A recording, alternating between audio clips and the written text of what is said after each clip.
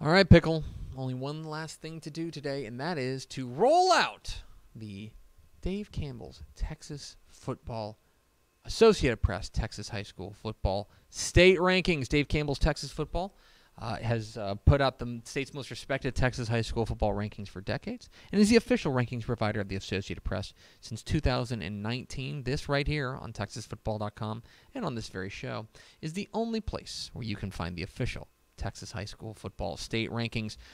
Might as well start at Pickle with the largest classification, Class 6A, where a little bit of movement only near the kind of in the middle and then at the bottom. So Lake Travis's loss to Austin Westlake tumbles them from number 8 to number 11. The top 5 remain unchanged: Duncanville, North Shore, DeSoto, aforementioned Westlake, and Vandegrift. As a result of Lake Travis falling, Katy, North Crowley, and Humble Summer Creek nudge up in a spot to 8, 9, and 10, respectively. Number 16, Alvin Shadow Creek crashes out with their loss to Pearland, and as a result, there's some movement at the bottom. Houston Lamar up to number 16, Dickinson up to 17, Willis up to 18. Tomball, very impressive. Leapfrog San Antonio Reagan to move up to number 19 on the year, or in the class. Sheldon C.E. King, unbeaten. They move up to 21. Rockwall, Prosper, Dripping Springs, 22 through 24, respectively. And new to the rankings, and I believe state ranked for the very first time, the Warriors of Katy Jordan at 4-0 with their win over Katy Pato. Big game this week against Katy High.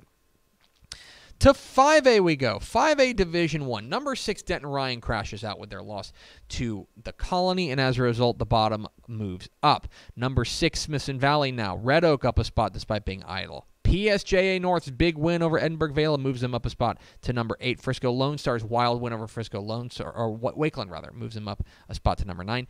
And into the rankings for the first time, the 5-0 Forney Jackrabbits. Big winners over Lufkin, 42-21. Let me tell you, keep an eye on Forney. They can score, can Jeff Fleener's bunch.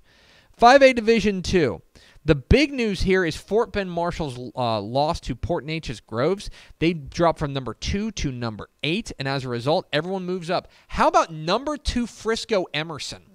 The Mavericks now ranked number 2 in 5A Division II. Montgomery Lake Creek, impressive win over previously unbeaten Richmond Randall. They're up a spot. Midlothian Heritage and Texas High round out the top 5. Port Neches Groves jumps a spot from number 7 to number 6 with their win over Fort Bend Marshall. South Oak Cliff up a spot. Lovejoy and Belton round out the top 10. To 4A we go, where there was a little bit of movement.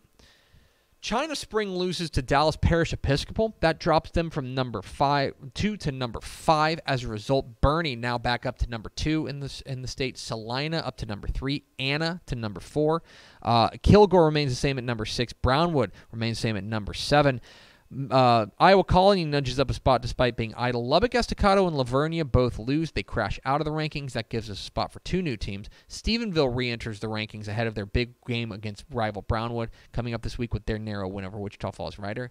And how about number 10 Hereford? The fightin' hostile herd. State ranked at number 10 with a 24-21 win over Plainview at 5-0. Over to 4A Division II, where if that looks like nothing changed, it's because nothing changed. All 10 teams were winners, all of them rather impressively. Top 5 remains unchanged: Carthage, Silsbee, Pleasant Grove, Cuero, and Wimberley. To 3A we go. 3A had to do a little bit of adjusting because of Jim Ned's loss to Eastland. They crash out of the rankings. As a result, Edna, Yoakum, and Brock all nudge up a spot to 7, 8, and 9, respectively. And new to the rankings, the Pottsboro Cardinals. Despite being idle, they were on deck, and they grabbed the number 10 spot. Top 5 remained unchanged. Franklin, Columbus, Malakoff, Hitchcock, and Winsboro all unbeaten. In 3A Division II, once again, if that looks like the same as last week, it's because it is. All 10 of the teams were either idle or big winners. Poth survived the scare from Dilly to win 10-7 in overtime, but they get the win. That keeps them there at number 8. Top 5 remains unchanged: Gunner, Canadian, Tidehaven, Wall, and Hooks. To 2A we go. 2A, we've got some movement. Centerville loses to Jefferson. They crash out of the rankings.